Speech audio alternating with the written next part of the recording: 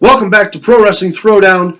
I am Caleb Black. He is Luke, the Big Dog Williams, if you will. It is May 23rd. It is 2020, and it is part 2 of This Week in Wrestling, the Wednesday Night Wars. But first, we have a breaking alert from our inside studio producer, the $1 Million Max Fury. Maximilian, what you got for us? Well, I've got a couple, actually. We got a follow-up when we were talking about AJ Styles and the Jeff Hardy singles matches. Slammiversary 2004. That's a singles match between the two of them.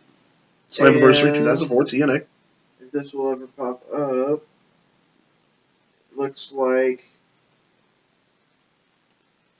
Bound for Glory series. Oh, yeah, the Bound for Glory series. July 25th. It's not showing the year. That's all right. That's okay. So AJ Styles and Jeff Hardy have had singles matches in TNA. Thank you for that break-in, Max. Now we're going to talk the Wednesday Night War. Everything we said about the Wednesday night programs last week that was disparaging, we no longer believe. Completely opposite this week. As we were getting ready to watch NXT, I laid out a list of things I wanted to see. I said I wanted to see Dexter Lumis, I wanted to see Karrion Kross, and I wanted to see the Undisputed Era do something with Velveteen Dream. The opening match featured Karrion Kross ending with a challenge from Tommaso Ciampa. Great. Velveteen Dream and Dexter Lumis. Dexter Lumis wrestled Roddy Strong in a match that was obviously the Undisputed Era interfered in, to which Velveteen Dream made the save. We got to see wrestling. We got to see good wrestling. Yes. And I was entertained. Rhea Ripley had a great match with Io Shirai. Everything about NXT I liked, maybe with the exception of what they're doing with Damian Priest. Yeah, his promo seemed like it was forced. Yeah. That they're trying to push something that nobody wants. Yeah. I mean, nothing against Punishment or Martinez. Yeah, Damian Priest. Nothing against him. He's a talented worker. But I think people were so disappointed in him being revealed as the attacker of Finn Balor that it has done nothing but work against him. Yeah, I agree. I don't buy him yet. No. I don't buy him. Finn Balor's their biggest star. He needs to be in a program with somebody else. Again, I don't like the hokey Johnny Gargano at-home video promos, but whatever. No. Either way, Karrion Kross opening the show, I was in. I was in right there. So I also be remiss if I didn't mention the rundown. Blackheart. No, Maya Yim, I apologize. I get him confused because of the hair.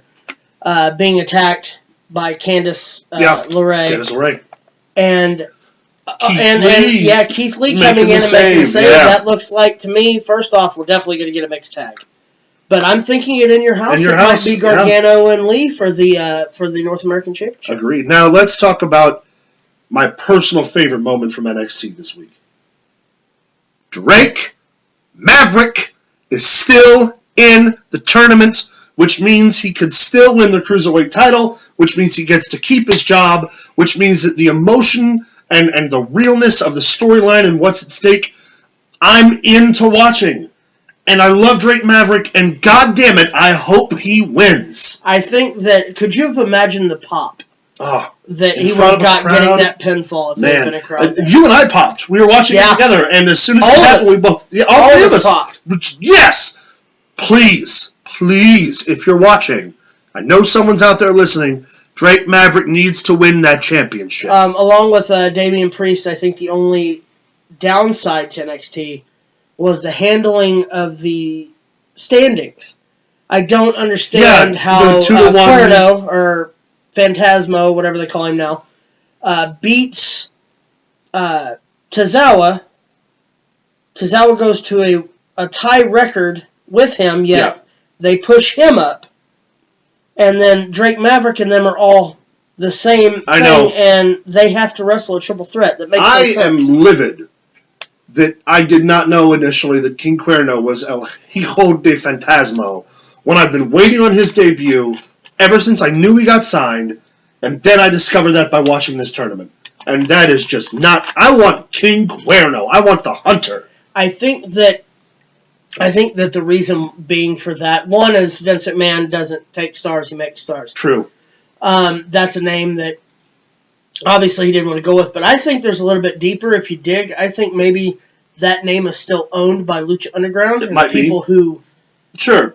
did Lucha Underground, and I think that they just didn't allow him to take the name. That's such a shame. Which is a shame. But I love his Almost about as much of a shame as Wade Barrett in the limousine. That's all I'm saying. Oh, man. We could talk about my disappointment that Lucha Underground didn't come back all day That long. might be a future That video. might be a future video we have to make, but right now we got to keep the Wednesday Night Wars rolling with AEW. The go Oh, well, home. first off, NXT. NXT, I'm going to give it a 4. Yeah, I'm going to give it a 4 on the upswing. Well, yeah, I'm going to give it a 4. I'm going to give it a 4. Upswing, most Yeah. definitely. Moving on to the other half of the Wednesday Night War. I just had a stroke. I felt it. AEW Dynamite. The go-home show for Double or Nothing was good. Yes. Was solid as a rock. Fantastic. Obviously, the key points that I was looking forward to was the Jake Roberts, Arn Anderson sit-down. Went a little awry. Felt kind of uncomfortable. I think it's because Jake's promo style and Arn's promo styles don't exactly mesh. Yeah, they don't clash. They clash a lot. It did not produce like the viable dialogue that I think we all wanted to see. Yeah, I think Jake was pushing a match. Arn was trying, like you said, trying to keep things on track. Yeah. However, no one told me that I would ever want a 60-year-old Jake Roberts to wrestle a 60-year-old Arn Anderson, but if that happened, Give me that.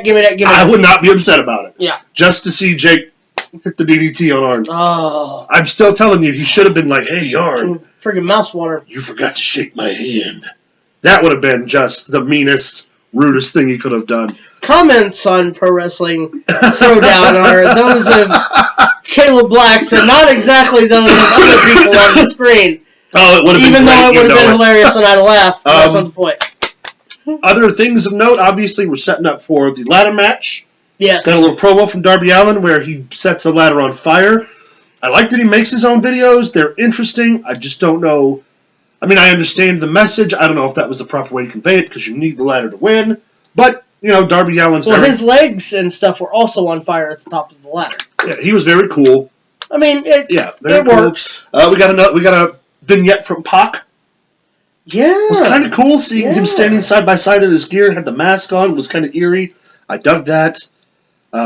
Your guy, Orange Cassidy, had a great match with Rey Fenix. I have to mention it. Does no one know how to catch somebody on the outside of the ring or what? Oh my God. Right?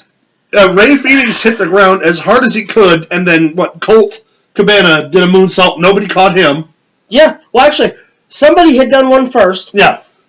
Phoenix. Yeah. And then, which he hit his ankle on the top of the barrier. Yeah. Then, Colt does one. Yeah. And they miss him completely. Yeah, there's like 4 people. And then Orange Cassidy does one who is probably... One, and he's way up to the side, and no one bothers to catch him. Just a crash and burn. 102 pounds with the denim on. And no one catches it. Crash and burn, man. MJF. Fantastic. Wrestled Marco Stunt in a way that was believable, in a way that didn't make MJF look like a goof, in a way that got Marco Stunt over. I loved it. I also liked the little thing between Wardlow and Luchasaurus afterwards, setting up for tonight's match with MJF and Jungle Boy. Yep. I mean, man, everything on AEW hit the points. Adam Page returned. Yes. Matt Hardy wrestled a great match with Sammy Guevara in the main event. Match. Got a shot of Pineapple Pete. I'm happy. Yeah, the other thing I was kind of disappointed with, honestly, was the women's tag team match where, as we mentioned in an earlier video, Britt got hurt. It's such a shame. Why? I was genuinely looking forward to the Chris Statlander match. Yes. But Penelope Ford's a great heel, so she'll should have put Danny Jordan in there. What did you guys think about the Wednesday Night War this week? Let us know via email at prowrestlingthrowdown@gmail.com. As always, like, subscribe, leave us a comment down below. How do you think the wars are going? Who's your pick for the Double or Nothing? Hold on, before we finish, what was your rating for AEW? Oh, AEW, solid 4. I'm going to go 4.25. Yeah, 4 on the upswing. AEW NXT killed it this week. Yes. Give us your out of 5 rating, like I said, via email or in a comment. Stay tuned for This Week in Wrestling Part 3, where we do a deep dive at Double or Nothing.